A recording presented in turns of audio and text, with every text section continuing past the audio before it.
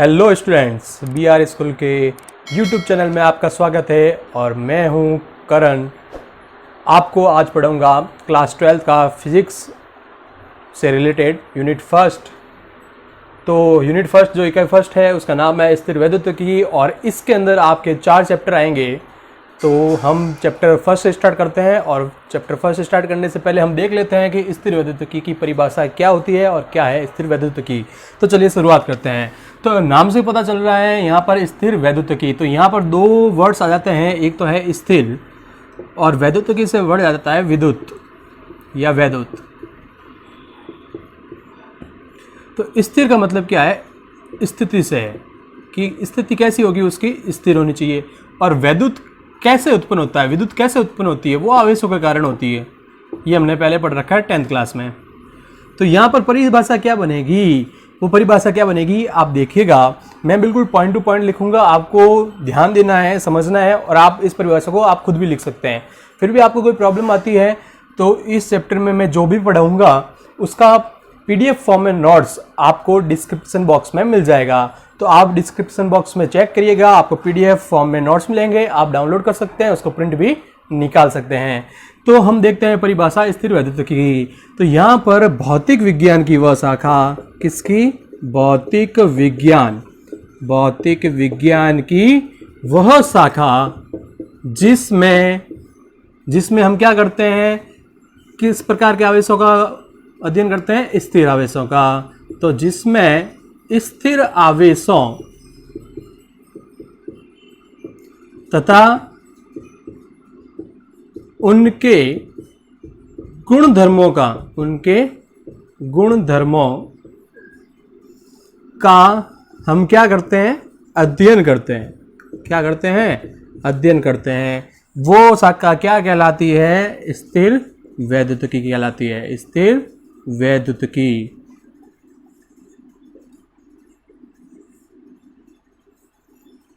तो परिभाषा आप वापस देख लीजिए कि भौतिक विज्ञान की वह शाखा जिसमें स्थिर आवेशों तथा उनके गुण धर्मों का क्या किया जाता है? अध्ययन किया जाता है और उसे हम क्या कहते हैं? स्थिर वैद्युतिकी कहते हैं।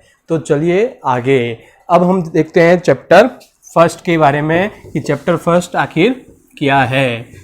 अब है चैप्टर फर्स्ट विद्युत क्षेत्र, इलेक्ट्रिक फील्ड। तो चलिए शुरुआत करते हैं। तो सबसे पहले इसका पहला पॉइंट है जो कि इंपॉर्टेंट है कि आवेश आखिर क्या होता है, यानी कि चार्ज।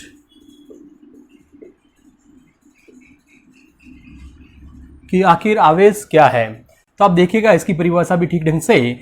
का वह भौतिक गुण, कौन सा गुण होना चाहिए? भौतिक गुण।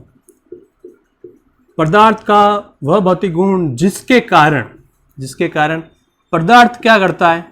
पदार्थ विद्युत क्षेत्र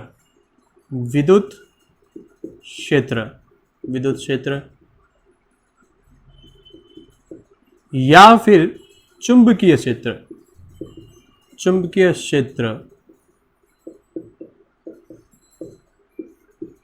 उत्पन्न या अनुभव करता है, आवेश कहलाता है। अब परिभाषा कैसे, वो देखिए वापस।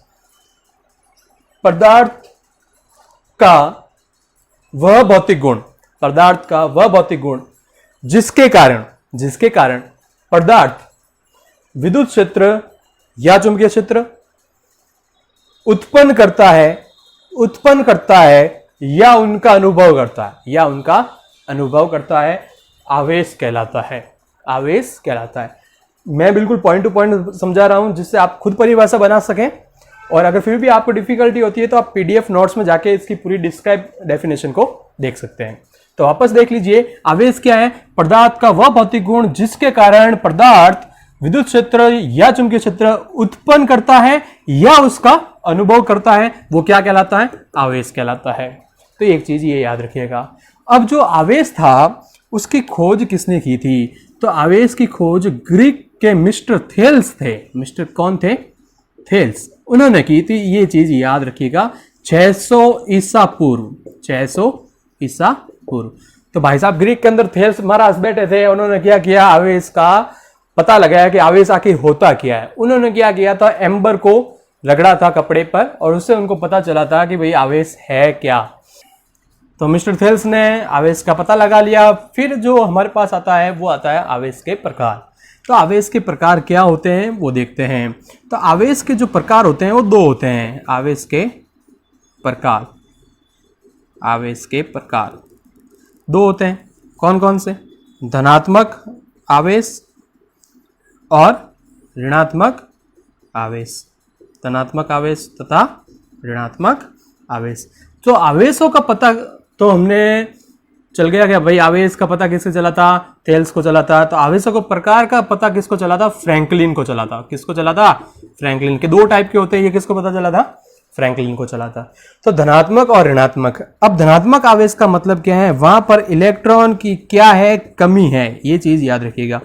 और ऋणात्मक का मतलब क्या है? वहां पर इलेक्ट्रॉन की वृद्धि है। कि कोई भी वस्तु अगर धनात्मक है तो वहां पर इलेक्ट्रॉन की कमी होगी और कोई भी वस्तु अगर ऋणात्मक है तो वहां पर इलेक्ट्रॉन की वृद्धि होगी। ये चीज आपको याद रखनी है। तो दो प्रकार के होते हैं, धनात्मक तथा ऋणात्मक। अब हम आगे देखते हैं कि आवेश का मात्रक क्या होता है, आवेश की विमा क्या होती है, या फिर आवेश सदिश है या फिर अदिश है, वो हम अब देखते हैं। तो अब हम देख रहे हैं आवेश का मात्रक, कि आवेश का जो मात्रक है वो क्या है, यानी कि यूनिट्स हम देख रहे हैं। तो आवेश का जो मात्रक है वो ऐसा ही मात्रक होगा। ऐसा ही मात्रक जो होता है वो होता है कूलॉम। क्या होगा? कूलॉम। ये चीज़ याद रखिएगा कि ऐसा ही मात्रक क्या होता है? कूलॉम, जिसे हम कैपिटल सी से प्रदर्शित करते हैं। और इसके बारे में हमने 10th क्लास में भी साइंस में पढ़ा है। तो ऐसा ही मात्रक क्या होगा? कूलॉम होगा।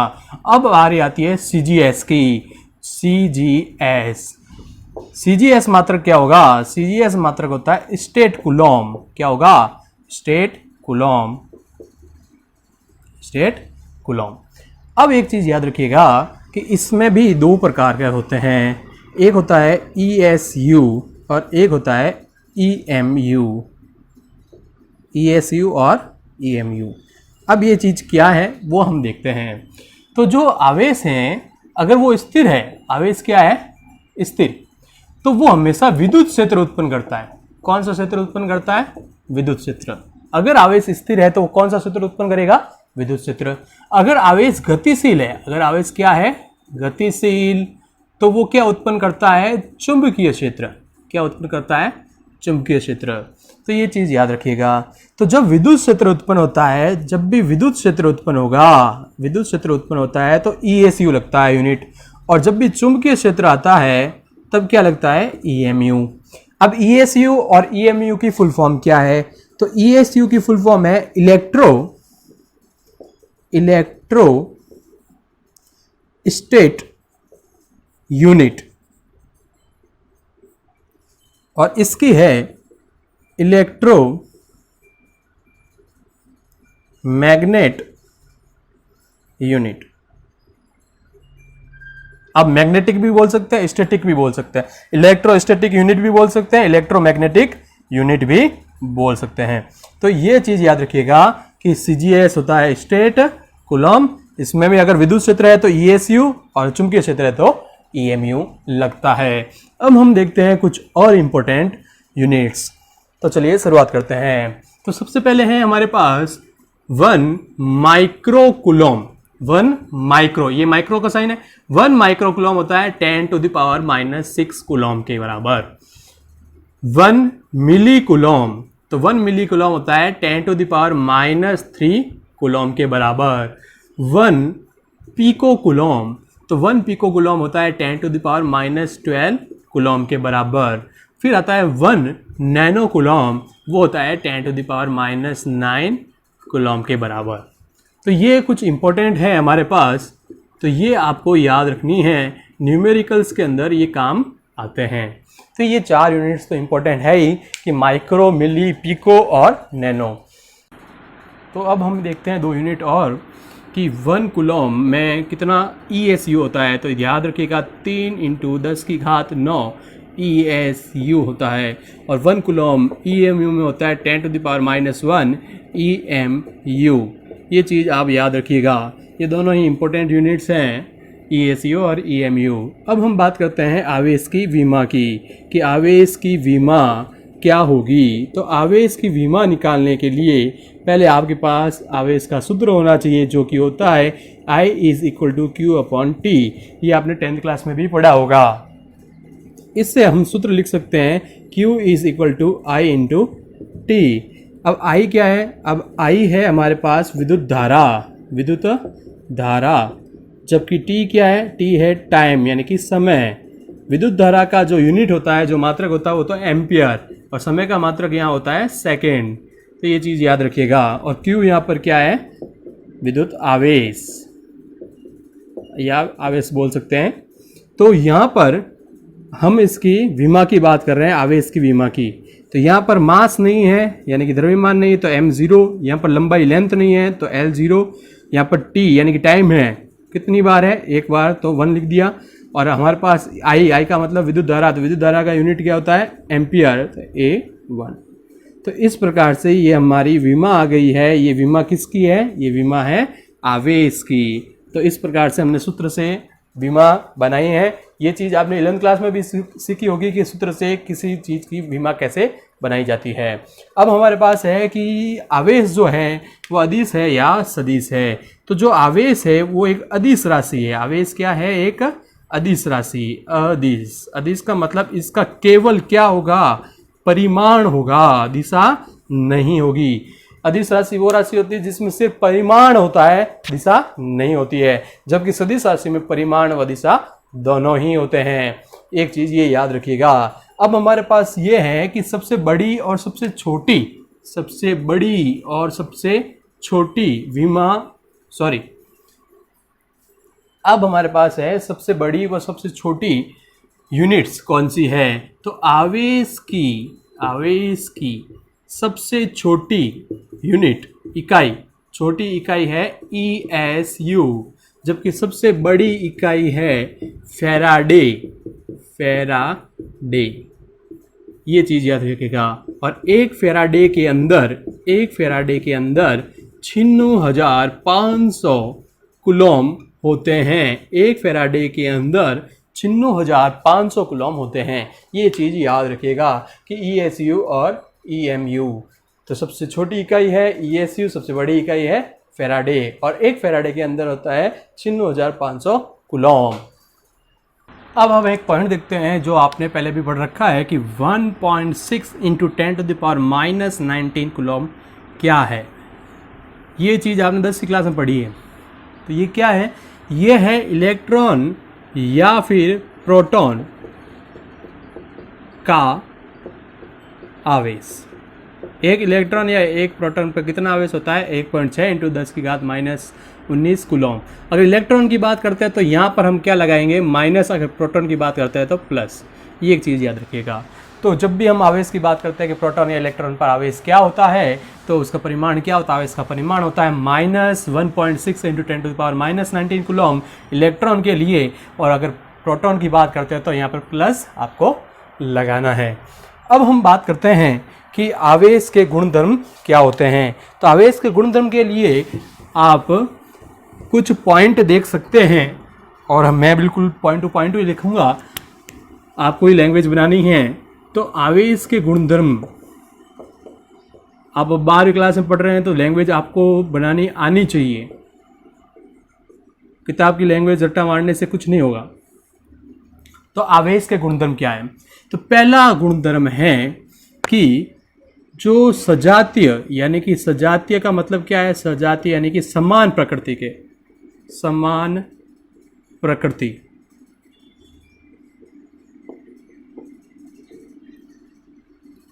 के आवेश, सजातीय या समान प्रकृति के जो आवेश होते हैं वो एक दूसरे को क्या करते हैं? प्रतिकर्षित करते हैं।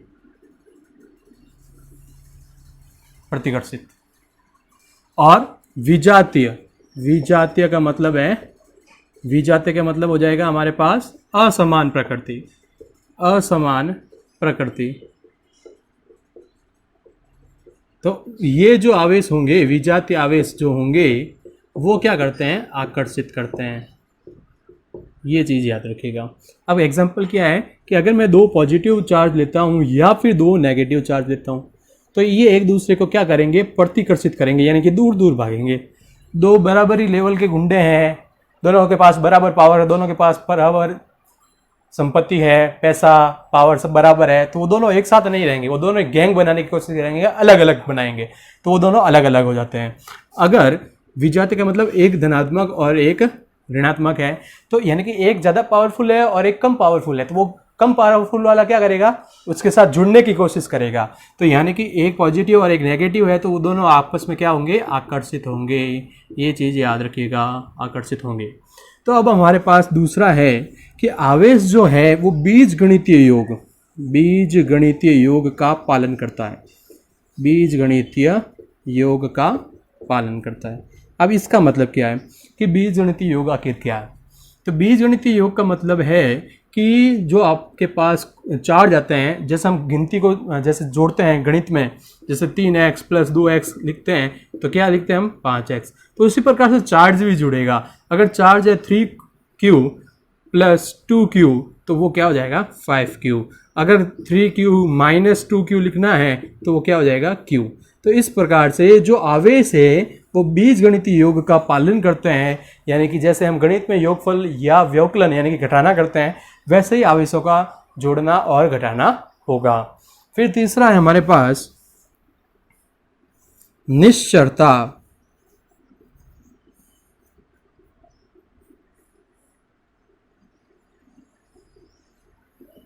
निश्चरता कि अब निश्चरता का मतलब क्या है कि निश्चरता का मतलब यह है कि अगर आवेश स्थिर है, अगर आवेश क्या है, स्थिर है, या फिर क्या है, गतिशील है, या फिर क्या है, गतिशील है, तो उसके परिमाण में कोई अंतर नहीं आएगा, उसके परिमाण में कोई परिवर्तन नहीं होगा। एक चीज याद रखेंगे, परिवर्तन नहीं होगा। अब इसका मतलब क्या है कि मेरे पास जो चार्ज है वो स्थिर अवस्था में है, और जो अगर मैं उसको गतिशील कर देता हूं तो उसके मान में अंतर नहीं आएगा। मतलब क्या है कि मेरे पास आवेश है, उसका मान है 2 कूलम। क्या मान है? 2 कूलम। अगर वो स्थिर पड़ा है तो 2 कूलम। अगर वो गति करता है, आवेश एक जगह से दूसरी जगह जाता है, तो भी वो 2 कूलम ही रहेगा, वो चेंज नहीं होगा। तो स्थिर आवेश और गतिमान आवेश के परिमाण में कोई अंतर नहीं आएगा, कोई परिवर्तन नहीं होगा। यह है निश्चरता आवेश की। अब 4th पॉइंट है हमारे पास आवेश का संरक्षण।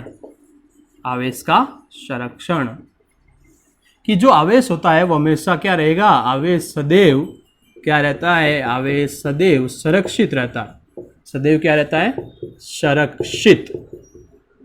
संरक्षित का मतलब क्या है कि न तो उसे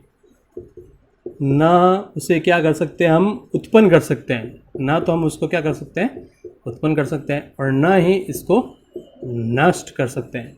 न ही उत्पन्न कर सकते हैं और न ही नष्ट कर सकते हैं।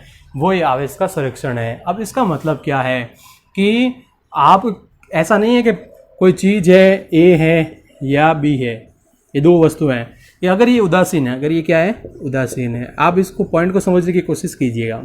अगर ये दोनों क्या है, उदासीन है, और अगर अपन इन दोनों को क्या करते हैं, रगड़ देते हैं, इन दोनों को आपस में घर्षण कराते हैं यानी रगड़ते हैं, तो एक के ऊपर धनात्मक आएगा और एक के ऊपर ऋणात्मक आएगा। तो मेन बात क्या है कि जितना धनात्मक होगा उतना ही ऋणात्मक होगा। ये चीज़ याद रखिएगा। अब ये धनात्मक ऋणात्मक क्यों होता है? इलेक्ट्रॉन अगर प्रदान करता है, अगर कोई प्रदान करता है, तो वो क्या बनता है, धनात्मक, यानी कि उसकी कमी हो जाती है, इलेक्ट्रॉन की कमी। और इलेक्ट्रॉन अगर कोई ग्रहण करता है तो वो क्या बनता है, ऋणात्मक। तो मान लीजिए यहाँ पर 2 धनात्मक है और यहाँ पे 2 ऋणात्मक है। अब इसका मतलब क्या, यहाँ से 2 इलेक्ट्रॉन उधर गए हैं, यहाँ से 2 इलेक्ट्रॉन उधर गए हैं, यानी कि हमने कोई बनाया नहीं है, इलेक्ट्रॉन्स कोई पैदा नहीं किए बैठे बैठे के यहाँ पे पैदा करके इधर भेज दिए। यहाँ पहले से थे, वो 2 जने उधर गए, तो 2 जने उधर गए तो यहाँ पे 2 नेगेटिव बन गए और यहाँ पे 2 पॉजिटिव बन गए। तो हमने कोई भी उत्पन्न नहीं किया है और ना ही हमने कोई नष्ट किया है, हम बस क्या कर रहे हैं, एक जगह से दूसरी तरफ भेज रहे हैं। तो अगर मैं इनको वापस कलेक्ट करता हूं, ए और बी को दोनों को वापस पास पास रखता हूं, तो ये पॉजिटिव और नेगेटिव पास पास आएंगे और क्या हो जाएंगे, वापस उदासीन हो जाएंगे। क्या हो जाएंगे, उदासीन हो जाएंगे। तो ये एक चीज याद रखनी है कि जो आवेश होता है वो सदैव सुरक्षित रहता है, अर्थात उस आवेश को न तो उत्पन्न किया जा सकता है और न ही उसको नष्ट किया जा सकता है। ये चीज आपको याद रखनी है। अब हमारे पास है 5वां पॉइंट, क्वांटीकरण, कि आवेश क्वांटीकृत रहता है। क्वांटीकृत का मतलब क्या है, क्वांटीकृत, क्वांटीकृत। अब इसका मतलब क्या है कि आवेश जो है वो सतत रूप से नहीं जाता, सतत रूप से नहीं जाता है। वो कैसे जाता है, वो विविक्त रूप में जाता है। विविक्त रूप का मतलब अब क्या है वो देखते हैं कि विविक्त रूप का मतलब पैकेट से, पैकेट की फॉर्म में जाएगा। किस फॉर्म में जाएगा, पैकेट की फॉर्म में। और वो पैकेट की फॉर्म क्या होगी, वो पैकेट की फॉर्म होगी Q equal two plus minus NE। Packet की फॉर्म क्या होगी, Q is equal two plus minus NE। तो जो ये N है वो प्राकृत संख्या होगी। क्या होगी, प्राकृत संख्या। Q जो है वो क्या है, आवेश है। और जो E है वो क्या है, 1.6 into 10 to the power minus 19 coulomb. अगर इलेक्ट्रॉन की बात करता है तो माइनस लगा देंगे, या प्रोटॉन की बात करता है तो प्लस लगाएंगे। तो ये चीज अपन को याद रखनी है। अब इसका मतलब क्या है कि आज आप जैसे मान लो सब्जी लेने गए तो आप बोलते हो पाव मिर्ची दो भाई, पाव मिर्ची दे दो, लेकिन आवेश कभी भी पाव होगा ही नहीं। पाव, अध पाव, आधा, पौन, ऐसा आवेश नहीं होता है। आवेश हमेशा पूर्ण होगा, पूर्ण रूप से, पूरा का पूरा। तो Q is equal to NE, यानी कि पैकेट की फॉर्म में विविक्त रूप में जाएगा, सतत रूप में नहीं जाएगा। यानी कि एक पैकेट गया, फिर दूसरा पैकेट गया, फिर तीसरा पैकेट गया, इस प्रकार से जाने को हम क्या बोलते हैं, क्वांटीकृत बोलते हैं। क्वांटीकरण का मतलब क्या है कि आवेश सतत रूप से नहीं जाकर विविक्त रूप में जाएगा, यानी कि Q equal two plus minus NE को फॉलो करेगा। तो ये चीज आपको याद रखनी है।